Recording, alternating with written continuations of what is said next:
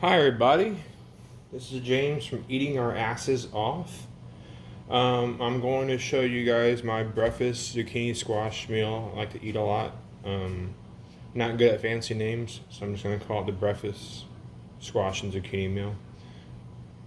Anyways, we have one zucchini, one yellow squash. I'm going to use some butter, some salt, and pepper once I find where the pepper is. Olive oil, and some Jimmy Dean sausage for some meat.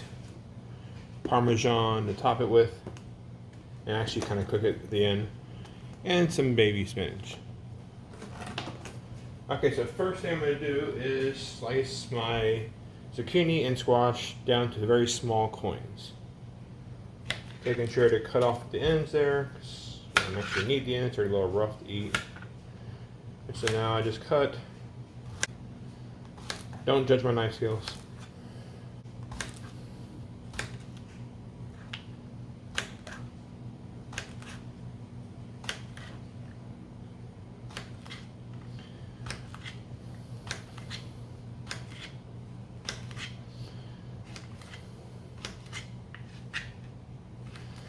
Okay, there's my zucchini coins. Notice they're not all exactly the same. I'm not really a perfectionist when it comes to, everything being exactly symmetrical or whatever, or congruent.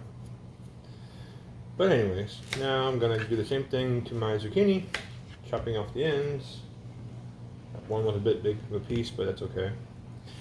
And now I'm just gonna cut it down to coins, whatever size coins you feel comfortable with. It's a really easy dish. It's more about how big you want these things. The finer you cut them, the more you can cook out that kind of greasy slime that happens when you cook these things. The fatter you cook them, the more crunch you get, because all that grease and slime didn't exit. So they kind of keep some spongy texture, which in turn will turn to crunch once you cook them up. I don't intend to fry these. I'm gonna put them in a skillet with olive oil. Some would call that frying. But in the South, when we say frying, we mean deep frying. So I don't intend to deep fry these, but I am going to throw them in my skillet with some olive oil. So it's just a cultural thing, I guess, in terms of what we mean by frying. So, cut my sausage up. Just have everything kind of small, little, tiny cylinders there.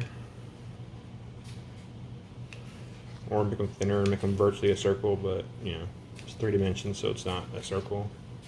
Sorry, I'm math nerding out right now.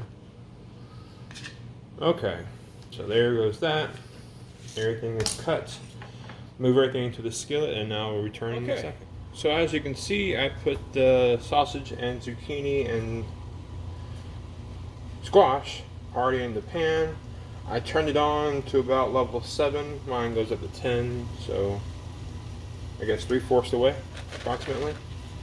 Now what I'm going to do is I'm going to add 2 tablespoons of butter, primarily so I can make sure I get my fat out of this meal. Some olive oil, just going to drizzle enough over everything. Not too much, but definitely enough to get things crispy and help them saute. I think that's the right word. Throw in some salt. I would then do pepper, but my wife, I determined, is a pepper. I would have added pepper, but my wife, I determined, is a pepper hoarder.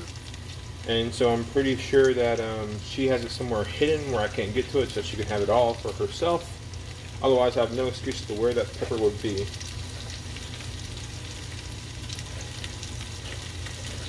And then I'm going to add Parmesan.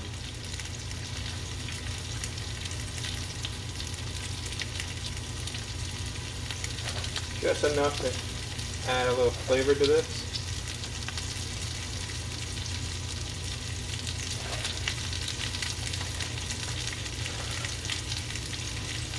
And there we go. Now it's just a matter of letting it move around and cook.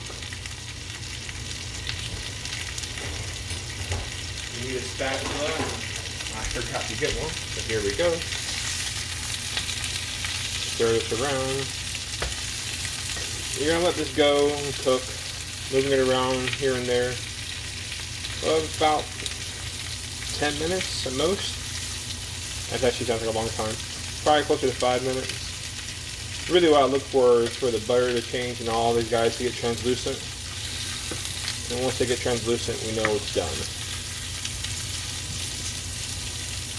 Try not to burn too many things because I'm on camera now. In my home, who cares?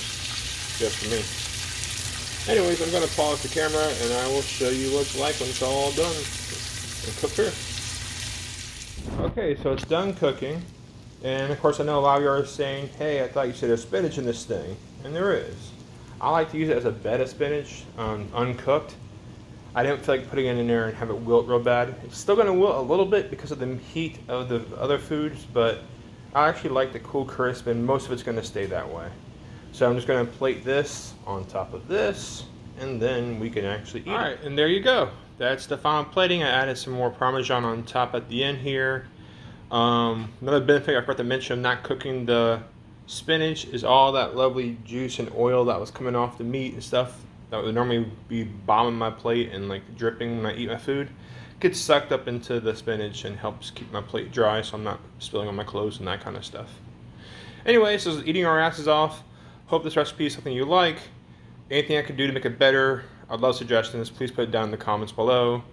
If you try this recipe and it works out or doesn't work out, please let me know in the comments too so I know what kind of appetites my guests have, what kind of food they like and don't like. Anyways, have a wonderful day. This is James from Eating Our Asses Off.